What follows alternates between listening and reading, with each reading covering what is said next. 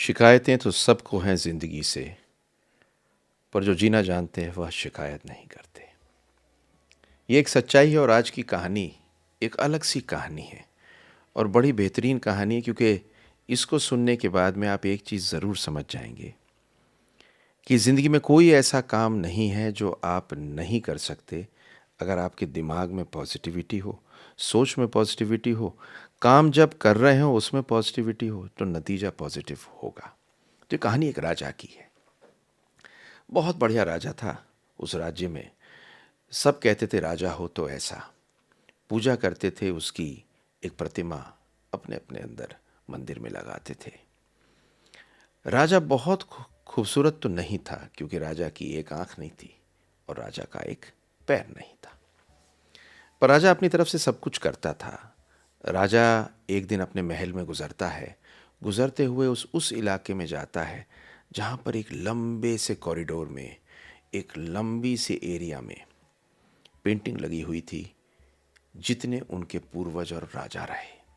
और बड़ी खूबसूरत खूबसूरत पेंटिंग थी, और इतनी सुंदर पेंटिंग थी और इतने खूबसूरत थे उनके पूर्वज कि जब वो आखिर में पहुंचा तो भय से भर गया कि इसके बाद में तो मेरी पेंटिंग लगेगी और मेरे चित्र में मेरी एक आंख नहीं है, बदसूरत हूँ, मेरा एक पैर नहीं है, देखने में अच्छा नहीं हूँ, तो इन सब में जब मेरी तस्वीर लगेगी तो क्या कहेंगे आगे के लोग, जबकि कोशिश तो बहुत करता हूँ अपने लोगों के लिए कुछ करने का।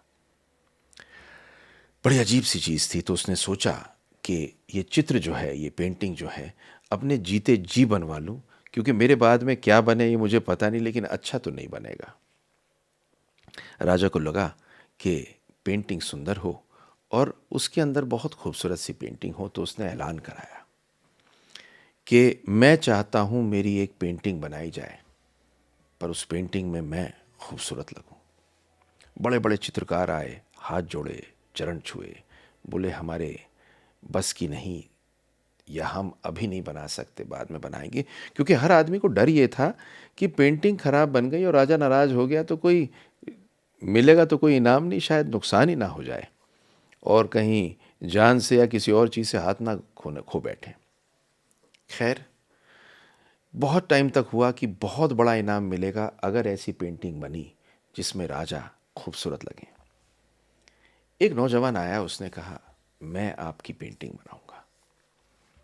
तो लगता है पेंटिंग बनाने में, और 15 दिन बाद या 1 महीने बाद वो जब पेंटिंग तैयार होती है तो भरे राज में लेके आता है। तो राज दरबार में जब लेके आता है वो पेंटिंग को, तो हर आदमी को डर था कि देखो इस पेंटिंग को देख के इस बेचारे जवान आदमी का क्या होगा। और यही कारण था जो सबने मना किया था। राजा उस पेंटिंग को खोलता है, उसे देखता है और देखता ही रह जाता है। उसे सिर्फ निहारता नहीं है, उसे देखने के बाद में एक ऐसा पुरस्कार देता है उस नौजवान को जो जिंदगी में किसी ने सोचा ही नहीं था।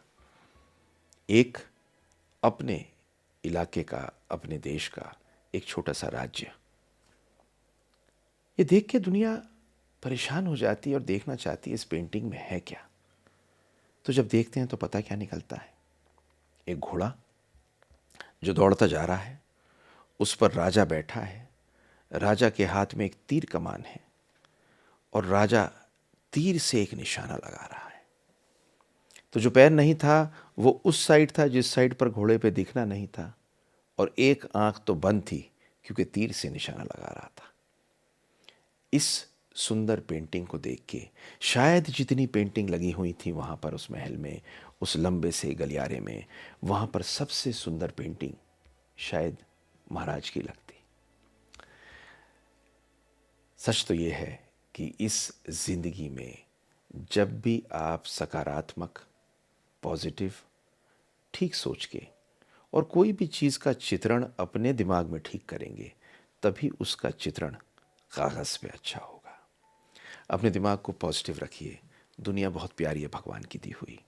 और पॉजिटिव रखते हुए जब भी आप ये सोचें कि ये काम मैं कर सकता हूँ, अच्छा कर सकता हूँ, सोचेंगे तो अपने आप ऊपर वाला आपके दिमाग में उस काम को पूर्ण करने का साहस ही नहीं, तरीका भी बता देगा।